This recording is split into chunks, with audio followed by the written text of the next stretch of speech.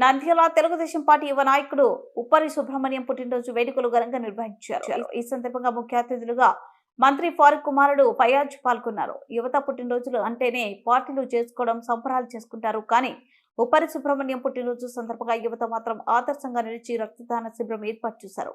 10 మందికి ఉపయోగపడుతుందని ఆలోచనతో తెలుగుదేశం పార్టీ యువ నాయకుడు సుబ్రహ్మణ్యం పుట్టినరోజు సందర్భంగా రక్తదాన శిబిరం శ్రీను ఆధ్వర్యంలో ఏర్పాటు చేయడం జరిగింది. ముఖ్య అతిథులుగా ఫయాజ్ ప్రారంభించి యువతను అభినందించారు.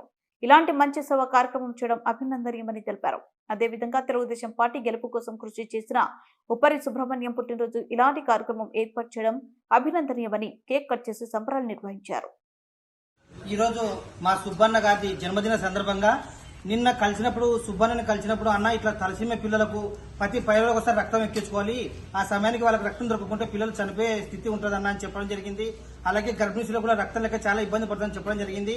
అన్న మన సీనన్నతో మాట్లాడి క్యాంపు మనం కష్టంగా అరేంజ్ చేయాలా, మనం పుట్టినరోజు సందర్భంగా 10 మందికి మంచి జరగాలని చెప్పి ఆలోచించి రాత్రి తీసుకున్న డిసిజన్ ఈ రోజు 30 మంది యువత స్వచ్ఛందంగా రక్తదానం చేయడం జరిగింది. అంటే ప్రత్యక్షంగానో పరోక్షంగానో అన్న పేరు మీద ఒక 30 మందిని మనం కాపాడుతున్నట్టే. అందుకు ఈ రోజు మేమందరం అన్నకు ప్రత్యేకంగా ధన్యవాదాలు తెలుపుకుంటాను. అలాగే నాకు అన్న వ్యక్తిగతంగా కూడా చాలా పరిచయం, చాలా మంచి వ్యక్తి, అందరినీ ప్రేమాదరాలతో పలకరించే వ్యక్తి.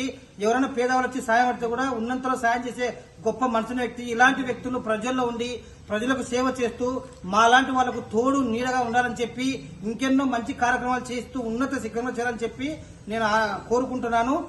థ్యాంక్ యూ అన్న. Thank you.